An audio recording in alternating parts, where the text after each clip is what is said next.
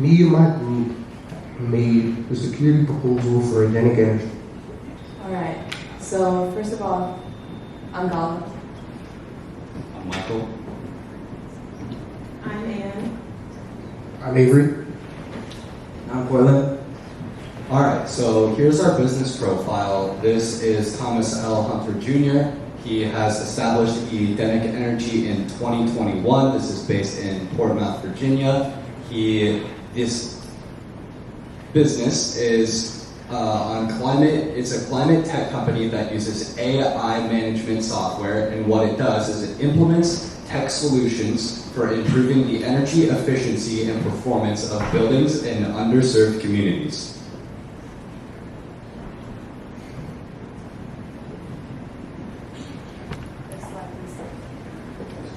Okay, so we ran a SWOT analysis on Mr. Hunter's business, and SWOT analysis means strengths, weaknesses, opportunities, and threats to the business. And his strengths in his business are he has a physical hard drive at his house. He keeps it in his desk, near his desk, and he has firewalls built in with Microsoft Azure as a software service for his data, and he has coded his own coded AI that he limited access to, and he's the only one who has access to it right now. So it would be hard for it to be reached right now. But and the whole company has a cybersecurity growth mindset. So with its data being processed back and forth, he strives to protect that data. And with his weaknesses. The passwords, he says he can remember them, and which means they're like kind of simple enough for him to remember. And he doesn't have to be written down, he says, and he doesn't have them written down, but he also doesn't use them like a saved key online. So it might not be as accessible to a data breach online at least, but. His software updates, he says he updates his data and he backs up his data as well, but he doesn't do it as often. He says he does it every week, but he needs to do it every day, which is also a thing that we advise him to do. The absence of network security monitoring, he doesn't have any employees yet. He only has contractors, so he doesn't really have anybody who's touching the data, like anybody trusted at least who can touch the data or like monitor the data. At a regular level,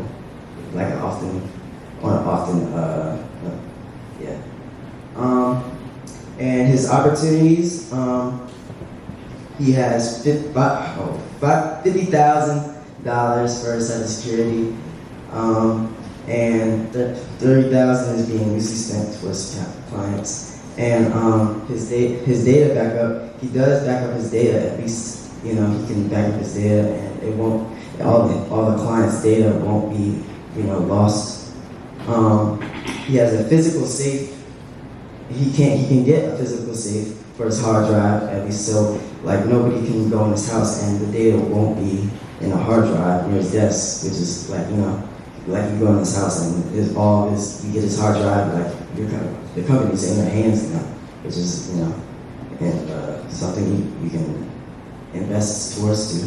And cybersecurity training for employees. He can get employees and train them in cybersecurity every 18 to 24 months, as the last group said. And the threats toward his company, his IP address can easily get leaked because he only has one Wi-Fi.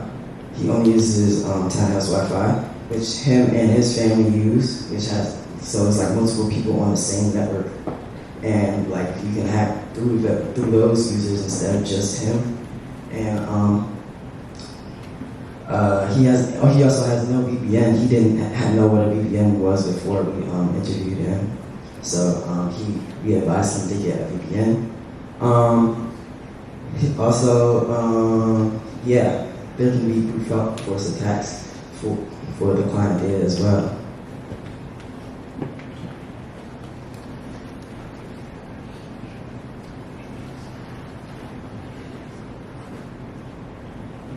So this is our or CIA triad. So for confidentiality, we have protection of the data from unauthorized sources, access controls and secure protocols, confidentiality and client information. For availability, we have the information remains secure, authentic, and consistent. And then as in we don't have, is the data being deleted, tampered with, or modified without authorization. And then for our integrity, reliable access to information, access control systems, upgrades and backups, and safe and easy access. Hi. Okay, so here are protocols and solutions we came up with. So this is what we worked on the majority of this week. So we decided to divide this into 4 categories just to make things easier for Mr. Hunter. So network security, organizational security, personnel security, and physical security. So Portland already spoke about some of the things that are listed here. So I'm going to go through them and then elaborate on what we determined to be the most important or most critical things to work on. So we recommend for him to get a network scanner, network segmentation, antivirus, firewall, USB disablement parameters, okay? And now I'm going to tell you more about why the VPN in particular is important. So he has his data in Microsoft Cloud. So there, that's encrypted. But the problem is, and he expressed to us that he doesn't really have protection for the data when it's being transferred from the cloud to the user's app. So for that reason, we need a VPN, and that will encrypt that.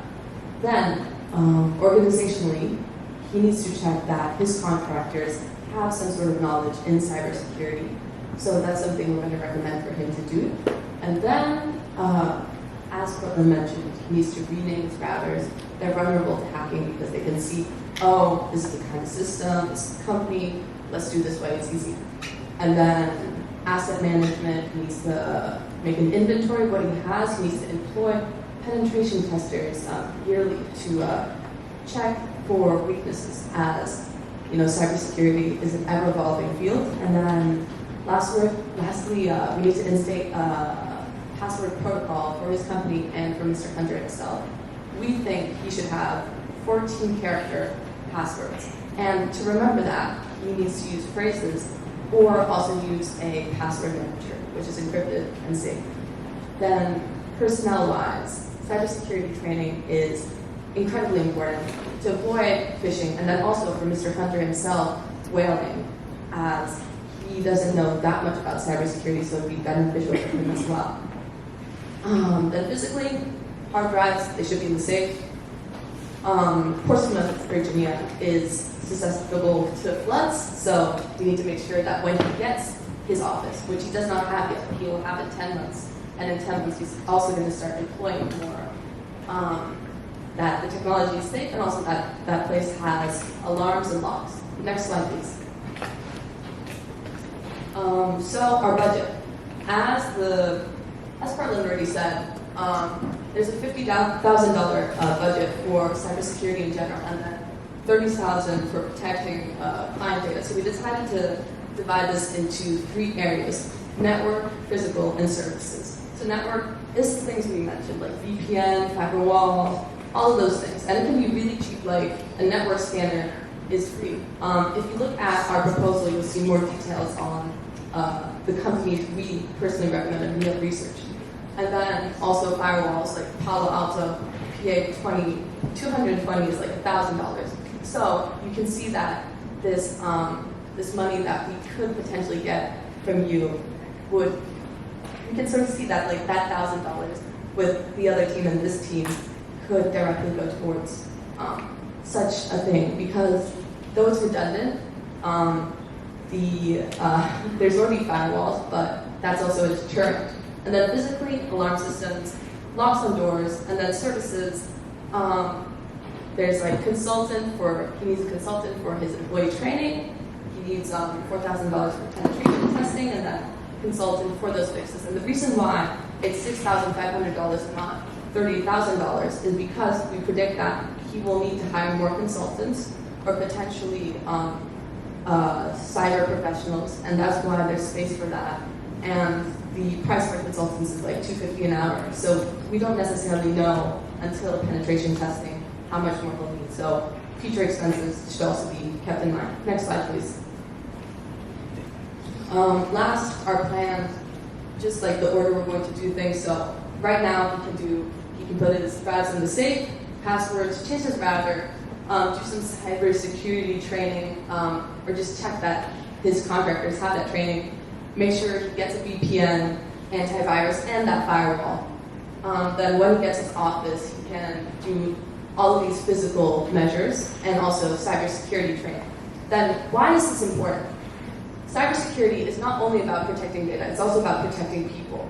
And Mr. Hunter expressed to us the danger, or the security, his security concerns for the tenants of his buildings, because there is data on when they enter and sort of the locations where they're sort of like lighting, that sort of thing, and that could be used for malicious purposes. And also sustainability.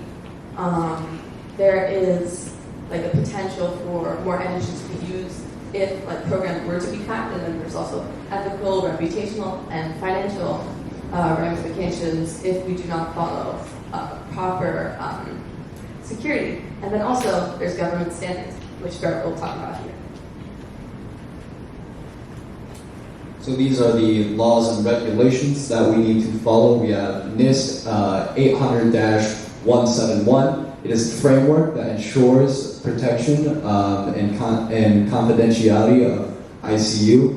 We have CMMC is a framework to defend sensitive information from cyber attacks. And a very important one we have is GDPR, which governs the way companies can collect, process, and store personal data. This is actually an EU law that was passed in 2018, I believe, and it essentially there are a lot more restrictions on those three things to ensure that they are safe from being collected and used for malicious purposes.